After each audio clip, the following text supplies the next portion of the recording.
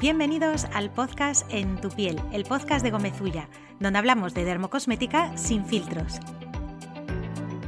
Soy Fátima Ribas, médico, cirujana y especialista en medicina estética y dermocosmética.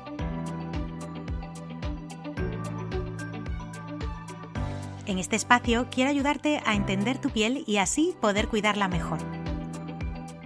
Aquí no encontrarás milagros ni promesas vacías, sino información clara, experiencia profesional y así poder sentirte bien en tu piel.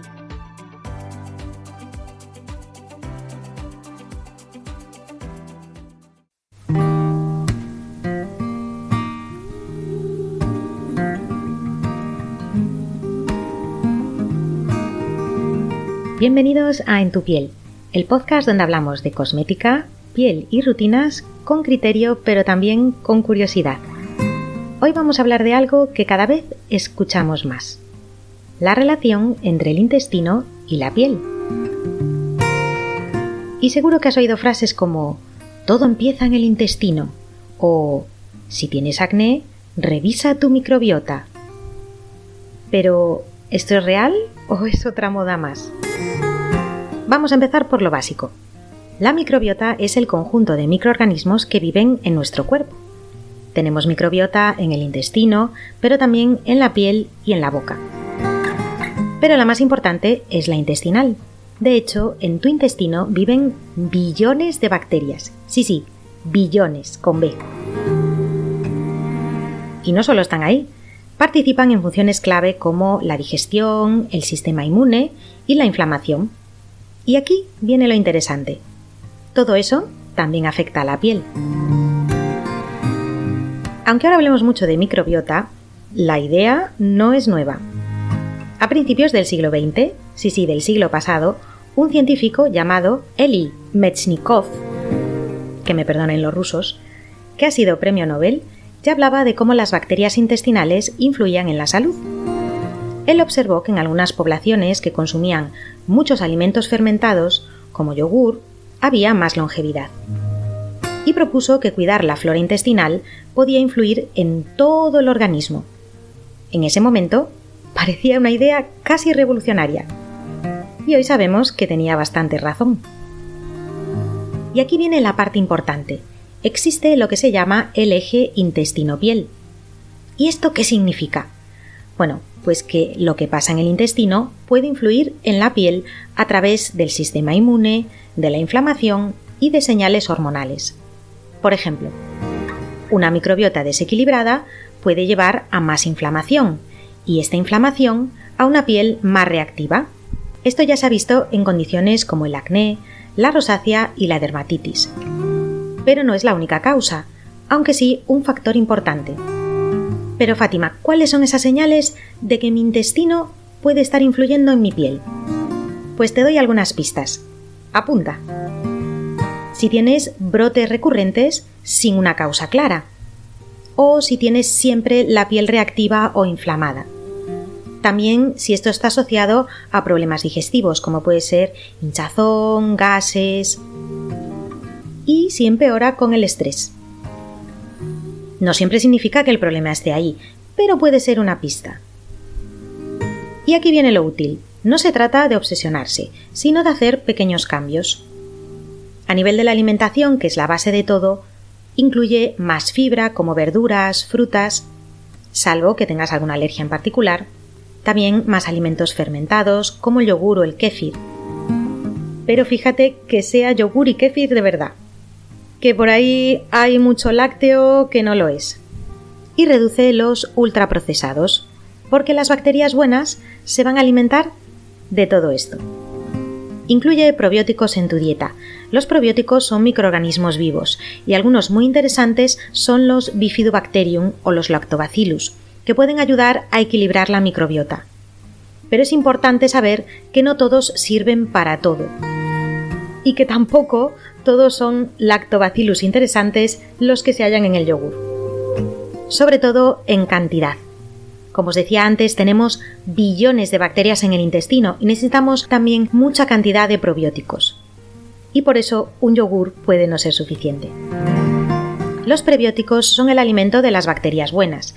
por ejemplo la inulina y la fibra, y a veces son igual de importantes que los probióticos. Por eso son muy interesantes aquellos suplementos que combinan ambos, prebióticos y probióticos. Recuerda el capítulo en el que hablamos de la nutricosmética. Aquí entran suplementos como el colágeno, que nos puede dar apoyo estructural en la piel, los antioxidantes y el omega 3. No hacen magia, pero todo suma. Cuando hablamos de probióticos para condiciones inflamatorias como el acné o la rosácea, no buscamos limpiar la piel por fuera, sino calmar la inflamación sistémica y fortalecer la barrera cutánea también desde dentro. El acné suele estar relacionado con la proliferación de la bacteria Cutinebacterium acnes y una respuesta inflamatoria exagerada. Los probióticos nos ayudan a reducir la producción de sebo y las citoquinas inflamatorias. Por ejemplo, el Lactobacillus acidophilus y el Bifidobacterium bifidum. Un famoso estudio mostró que su consumo reducía significativamente el número de lesiones en pacientes con acné en tan solo 3 meses. También el Lactobacillus rhamnosus se ha observado que mejora la señalización de la insulina en la piel. Dado que los picos de insulina disparan el acné, esta cepa es especialmente útil para quienes tienen acné hormonal o relacionado con la dieta. También el Lactobacillus paracasei ayuda a mejorar la función de la barrera de la piel y reduce la sensibilidad cutánea. En la rosácea, que es una condición de hiperreactividad y de vasos sanguíneos dilatados, a menudo también está ligada a un sobrecrecimiento bacteriano y, como pasa con el acné, a una hiperproducción grasa. Aquí también nos interesan los probióticos y antioxidantes y antiinflamatorios, como la vitamina E. Son excelentes para reducir la inflamación sistémica general, ayudar a equilibrar el microbioma oral y gástrico, lo cual es clave ya que la rosácea suele tener brotes disparados por problemas digestivos. De ahí que haya ciertos alimentos que la empeoran. También es muy interesante el zinc, ya que tiene un efecto antibacteriano similar a algunos antibióticos para el acné. E incluso la vitamina D3 puede ayudarnos a regular el sistema inmune para que no ataque a tu propia piel, como en casos de dermatitis. Recuerda que el ciclo de renovación de la piel tarda unos 28 días y el microbioma tarda en colonizar. No esperes resultados antes de 8 o 12 semanas. Y aquí la calidad del suplemento importa. Busca aquellos que garanticen las unidades formadoras de colonias al final de la vida útil.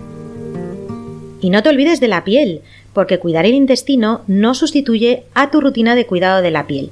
Lo ideal es que nos cuidemos por dentro y por fuera.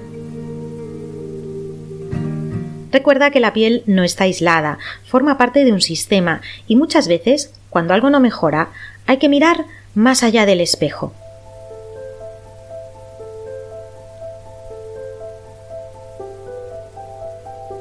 Y antes de terminar, os dejo unas recomendaciones que de forma curiosa conectan con este tema de microorganismos, equilibrio y lo que no vemos.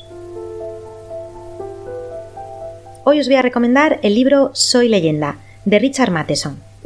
Es una historia donde, por cierto, los microorganismos tienen un papel clave, aunque desde un enfoque muy distinto. En este libro, la historia se sitúa en los años 70, en los que una bacteria, en un mundo distópico, por supuesto, llamada Vampiris, ha convertido a toda la humanidad en criaturas similares a los vampiros.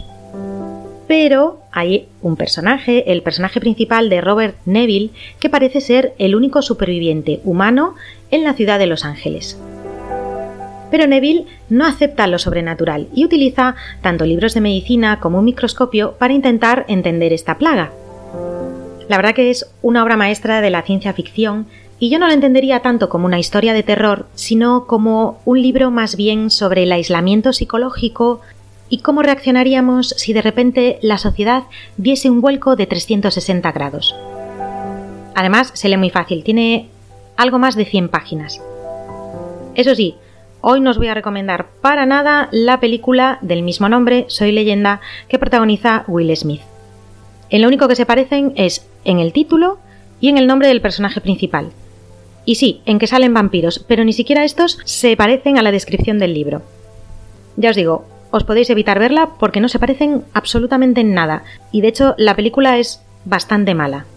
Sin embargo, si te gusta el género de vampiros y también este tipo de aislamiento, como os digo, del resto de la humanidad, cambios drásticos, os recomiendo en cambio la película 28 días después, protagonizada por Cillian Murphy.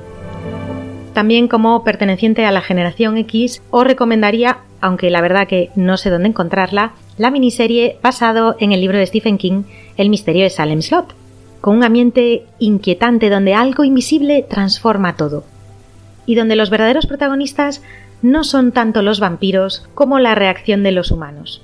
Hablando de Stephen King, del que ya sabéis que yo soy mega fan, también tiene un relato en el libro El umbral de la noche, que también os lo recomiendo mucho. No sé si ya lo he recomendado en otro episodio del podcast, porque ya estoy medio desmemoriada ahora que me acerco a los 50. Tiene unos relatos buenísimos, pero tiene un relato sobre vampiros que específicamente os recomiendo. Pero no me responsabilizo si esa noche no pegas ojo. Así que, Gomezullita, si hoy te llevas una idea, que sea esta. Tu piel no empieza en una crema, empieza mucho antes. Y también empieza en tu interior. Gracias por acompañarme un domingo más en este capítulo de En tu piel. Y recuerda, cuando hablamos de piel, de salud, de rutinas, siempre intentamos hacer lo mismo, ponernos en tu piel. Nos escuchamos en el próximo episodio. ¡Hasta pronto!